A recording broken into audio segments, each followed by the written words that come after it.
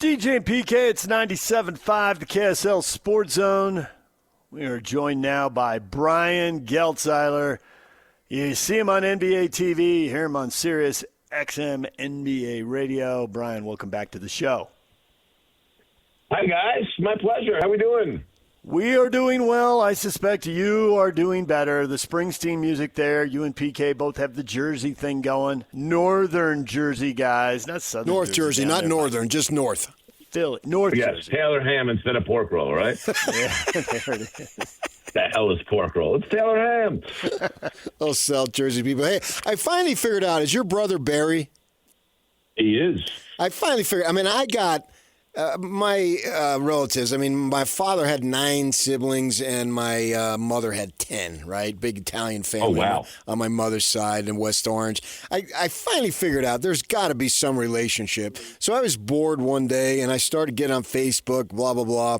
And my cousin's son follows your brother. So we do have a connection. We have a connection there. Well, I don't. So it's one of those things where I wonder, listen, my brother's wonderful and we're very, very close, but he is quite the opinionated fellow on social media about certain things. So there's part of me is wondering, do I apologize for him? Do I hide my head? Or do I just wear it all with pride? And I think I'm going to take the latter and wear it all with pride. He is who he is. I love him for who he is. And but my brother is, to say the least, is a very, very interesting social media character. Oh, no, I didn't see any of that. I was just going through the names, and I saw Geltzeiler and Barry and your Brian. I had to figure, well, that's an obvious connection there. That is one of what my parents did to us, PK, which is the most embarrassing thing in the world. So my parents were Bert and Barbara, so they made the decision to name all of us with B's. So my oldest brother is Bruce. And then there's my brother Barry, and then there's me as Brian. And my mother used to drive around in a white Cadillac with 5 B's on the license plate. Like, you can't hide, okay? And my mother, who, God bless her, 94 years old, still going strong, okay, was never the best driver in the world. So, like, she cut somebody off not paying attention, and everybody always knew who it was. We never skated on that stuff, boys. Nice. I'm curious, given where you are from, and given the fact that the Rangers, the Devils, and the Islanders all missed the NHL playoffs this year, and then the Sixers knock out the Celtics and get the Knicks, and the Knicks blow them out in Game 1.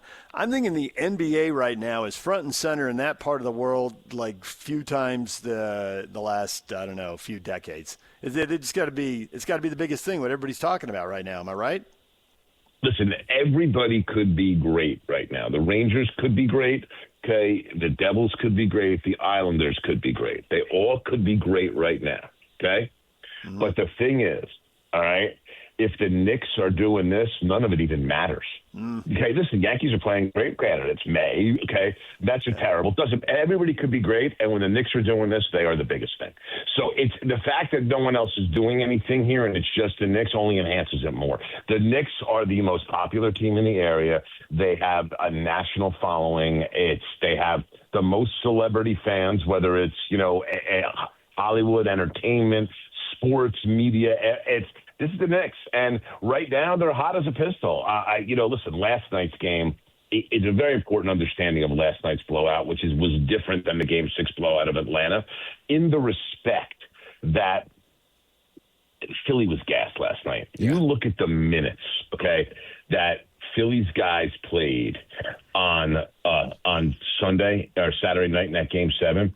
Okay, just to give you a little bit of flavor there, all right? Paul George, 41. Joel Embiid, 39. Maxey, 45. Edgecombe, 43. Okay, in an emotional game that came down the stretch and they had to finish it in the last 2 minutes, is it really that surprising that they come to the Garden 48 hours later and look gassed? They were gassed last night. And the Knicks took full advantage of all of it. Nick Nurse has got to make some defensive adjustments regarding Embiid. Embiid got attacked very, very badly by the Knicks last night. They put him in every action. He was playing drop coverage with plays into all of Jalen Brunson's strengths, and Brunson had all the space he wanted to operate. That's got to be an adjustment that gets made. But Philly, listen, Maxey's a brutal matchup for the Knicks. He's such a hard matchup. He was not a brutal matchup last night, mostly because he didn't have his legs. He just didn't have the burst you normally see him have. But I would think that Philadelphia is going to come out more rested. There's no travel now. Not that it's a big travel series up and down the turnpike here, but Philly gets to kind of rest up in New York today, get a good night's sleep tonight and come out tomorrow, kind of different tact, different attitude, and see how they do. There was definitely a hangover from Game 7 in the Boston series. I don't think there's any question of that. And we see that from time to time in the NBA playoffs. Remember the Jazz had one when they played Seattle that they came off a tough series. I don't remember what it was, but I know they had to go over there in less than 48 hours and play. And plus they were an older team, and they got worked. Basically had to give them a game. So we'll see what happens there. As far as just a general perspective from the East, what level of confidence do you have that anybody from the East has a chance, if they get an advance out of the East, to be able to compete with? I would think it would be Oklahoma City. We'll see how it plays out there. Well, all right, so it depends. With Oklahoma City, it depends on one thing, and I don't think it's going to matter in this round just because – if we do see Luka Doncic play in the series, it will be towards the latter half of the series. But I think for OKC, they can get out of the West without Jalen Williams. If they face the Knicks in the finals, they're going to need Jalen Williams because they're going to need that second high-end scoring wing that you could run offense through to make the Knicks occupy another defender. And I think that's very, very important in that series. I think if it's San Antonio, and again, San Antonio gets knocked off by Minnesota last night, and Minnesota has got as much fight in them as any team you'll see here in the NBA. I think San Antonio, the matchup for the Knicks is a very, very tough matchup for them. I think the Knicks could absolutely beat San Antonio. But I think for OKC, fully healthy, I don't know that there's anybody in the East that could really push them. With all that said, we felt that way last year about the Indiana Pacers going in to play OKC in an NBA final, and they took them to 7 games, and they were right there in the game at halftime of Game 7. So you kind of never know what shakes out here, but I think the Knicks look great right now. With all that said, OKC all hands on deck. It's outside of San Antonio. It's very hard to see any team in the league right now beat them in a 7-game series. Hey there, it's Wayfair here, where delivery and setup are as easy as a few taps on your phone. You're relaxing in an old hammock, scrolling Wayfair's app, when you spot it, a brand new patio set. Next thing you know, Wayfair delivers it right to your patio and sets it up. Oh, you need a new grill too? All right, Wayfair's got you covered. With Wayfair's Room of Choice delivery and fast expert setup on qualifying orders, life gets a little easier. Visit wayfair.com or the Wayfair app. Wayfair, every style, every home. Make game day yours. Tickets, food and drinks, stats, and streaming. Everything you need is in the Utah Mammoth app. Download today and make game night easy. Download on both Android and iPhone. Tusk Top. Did Minnesota mostly ride playoff experience? The fact they've been in Western Conference Finals and the Spurs are where they are for the first time. It's a 2-point game in San Antonio. There was a lot going on in that game. We've been hearing a lot about playoff experience because Vegas just used it to beat the Mammoth. We were told it was going to happen, and then it did. Should I think the same thing about that Minnesota-San Antonio series, or do you see, hey, that's one game and there'll be other storylines that matter as we go forward? Minnesota is a very interesting case here because this was a team on several occasions over the course of the season looked like from a chemistry standpoint they were ready to crumble. And maybe no bigger event for them during the regular season was the 4 to 6 weeks that Julius Randle played sulking because his name was thrown into Giannis trade rumors. And, Randle, who wasn't necessarily thrilled being traded out of New York, but has adjusted to Minnesota, loves this team, loves his teammates, loves the city. And Julius is, he wears his feelings on his sleeve. That's who the guy is. And he does it in a way that can affect the rest of the team. But at some point here, and I credit Jade McDaniels, they all pulled it together because McDaniels became as much as Anthony Edwards is the face of that team and their best player and all that, McDaniels became the public-facing symbol of this: we are tough, we are brash, and we think we can beat anybody at any point in time, and we're going to not only talk the talk, we're going to walk the walk. And so when Anthony Edwards went out, McDaniels was able to step into a role that he had never stepped into before, and boy, was he good at it. And so you kind of look at that swagger across the board. Then you get a situation last night, and guys, I can't emphasize how important this is to a team like Minnesota, where Anthony Edwards was coming back and he's on a minutes limit. The best way for a coach to manage a minutes limit with a player like Anthony Edwards is to bring him off the bench.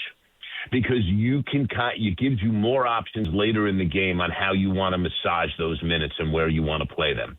To have a guy of Anthony Edwards' caliber, an all-NBA guy, a guy that's been an MVP candidate in the past, be like, oh, yeah, dude, I'm in. I'm cool coming off the bench. That sends a message up and down this roster about the we, and that the we is more important than the me, and I don't need my ego massage. We're all here with the same goal. And I think for Minnesota, there is a togetherness that has happened. And listen, last year, what was that togetherness that drove them to the conference finals? That togetherness had everything to do with the fact, as fractured as they were, they all loved Joe Ingles, and Joe Ingles got a start in front of his autistic son, who had never seen him play on an NBA floor last year, and it galvanized this group. This year, it's been McDaniels brash talking, but now Anthony Edwards coming off the bench last night and doing it willingly and playing really well and really spirited basketball. They're all about the we right now, and they are so dangerous when they're that, because they have a bunch of really good parts that fit. The other thing that's been an enormous factor for them in the last couple of games is the buy-in of Terrence Shannon. Terrence Shannon Jr. He's a very talented player. He's a very athletic player, a guy that I think was underdrafted and being taken in the 20s. But part of the problem with him was that he wanted to do his own thing on the floor and didn't necessarily buy into the offensive scheme, broke off plays too much. And Chris Finch last week was very matter-of-fact about that publicly. All of a sudden, you're getting Shannon's buy-in, and I love Dante DiVincenzo.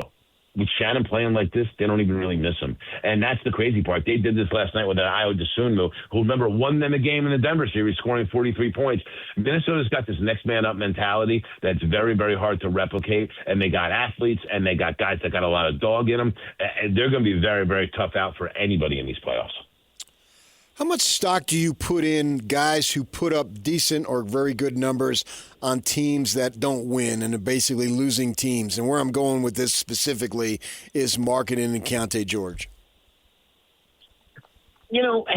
So I think you have to look at every player individually when you're looking at that thesis, so to speak. And I say it in this way. I have no doubt in my mind that Larry Markkanen can and will be at some point a very productive player on a winning team. All of those abilities are right in there for him. And I think he can do that, and I think he can do that relatively easily. I really do. I worry a little bit about George because of the ball dominance, frankly. I really do. I think that the ball dominance of Keontae George makes it that if you do have other players around you, are you going to be willing to give it up? Or in late game situations, are you going to be willing to pass the ball to find the guy for the right play? I mean, listen, I go back to Game 6 of the Toronto Raptors series against the Cavs. Scotty Barnes made a decision late in that game when they needed a shot. And Scotty Barnes is clearly the best player on that team, but he passed the ball to R.J. Barrett for an open shot. Could you see Keontae George doing something like that in a big spot? At this stage of his career, probably not. And so when you go to those two players, it completely depends upon the individual player. Do you play well with others? That is the big answer, because if you do play well with others, even if you're on a bad team and you can put up numbers, if you're a guy that plays well with others, you can be a solution and a major piece on a winning team. I do think Markkanen plays well with others. I worry a little bit about Keontae George. And I'll say this, he's a young player, and I think he's got a lot of potential. But I think in some ways, depending upon how this team shakes out next year, there's going to be moments where Collier's the better fit with the ball in his hands because of how much more willingly he moves the ball and sets guys up, because between Markkanen and Jaren Jackson and Ace Bailey, there's other shot makers on this team outside of Keontae George. He's going to have to, his big challenge going into next year is, how do I use those pieces around me for the greater good of the overall team? And I think that's something that Will Hardy's going to have to work with him on, but I do think in what we've seen so far, that may be a little bit of a challenge. Of the many big decisions the Jazz have this summer, what kind of contract does Walker Kessler get, and what kind of contract will Walker Kessler agree to? And we've had multiple people tell us, in this era, you got to be very careful about giving a guy an extra, $5, $8, $10 million to make him happy, because you will paint yourself into a corner financially. And I'm curious if you think Markkanen and Jaren Jackson Jr., as good as they are, I'm not here to debate they're good, but are they $50 million worth of good? Because on average, that's about what they're going to make over the next 3 years. A little less next year, a little more further down the line. Are they 35, 40, or $45 million players, and they got a little much, and the Jazz are going to be painted in a corner financially? What do you think? So let's look at the second half of the question first. The reason the Jazz were able to get Jaren Jackson for some mid to low tier first round draft capital was because of the contract. That's because they're willing to pay him. So that kind of answers your question right there. Is Markkanen overpaid? He is. And you know Markkanen's overpaid because if the Jazz went to trade him right now, they'd be eminently disappointed at the offers, not because of the player Larry Markkanen is, but because of the contract. So now let's get to Kessler. Here's the conundrum the Jazz have with Kessler. If you let him go out into the open market and dictate his value, it only takes one dumb team to turn around and offer him 4 years at $140 million. That's all it does. One dumb team. And all of a sudden, you're stuck now with a front line that you're paying $135, $140 million to. And because if you want to keep him, or you let him go, and now all of a sudden you're playing smaller, you have a voided center. We're trying to figure it out with Kyle Filipowski or bringing Nurkic back on a small deal. Like it's and maybe that is the answer. Who knows? But I don't know, because the other thing with Kessler is this. Hasn't been available all that much. Like, I don't know that you want to get committed there. And I think for the Jazz here, like, listen, they had opportunities to trade Walker Kessler and get for a first-round pick at least. I mean, I know they wanted 2 to 3, and that wasn't necessarily given to them. But I don't think you can go backwards and say because we turned down a meaningful trade proposals for him in the past that we're going to overpay him now. That was also before you had Jaren Jackson in the fold. And so you have to make the best next decision going forward, even if you look back on some of these Kessler decisions and say, well, we probably should have done that, but we didn't know we were going to get Jaren Jackson. We chose not to do that. With all that said, I think the roll of the dice is to turn around and let Kessler go find his own market. Now, there's dangers in that. Obviously, the one dumb team danger. And at that point, you could try to negotiate a sign and trade if you can. So there's that part of it. The second part of it is if you do end up deciding to match him at a lesser number than what he thinks he's worth, because that was out there in the open market, now you get the Gordon Hayward situation, which is he comes back, he signs the contract, but he's pissed. And he knows when this contract's up, there's no way he's staying. And so that's, you don't want to put yourself in a spot like that where you alienate a guy that you value. And that's the hard part. With all that said, I think in this second apron era, you worry about smoothing hard feelings later and you do what's fiscally responsible. So I think in the end, it's a long-winded way of saying, let Kessler go find his market. And if he finds his market and you decide the number's too rich, you got to say goodbye and move forward with what you have. We will leave it right there. We appreciate it as always. Enjoy all the chaos that comes with the Knicks and the Sixers. It's good. Listen, it's going to be a blast, and I can promise you this, guys. Okay, it ain't going to be a 39-point deficit tomorrow night in Game 2. That I promise you. Sixers are going to bring it and bring it hard. It's going to be a very fun series. All right. He's Brian Geltzeiler. You hear him on Sirius XM NBA Radio. You see him on NBA TV, and he joins us here periodically to talk NBA basketball. DJ and PK, it's 97.5, the KSL Sports Zone.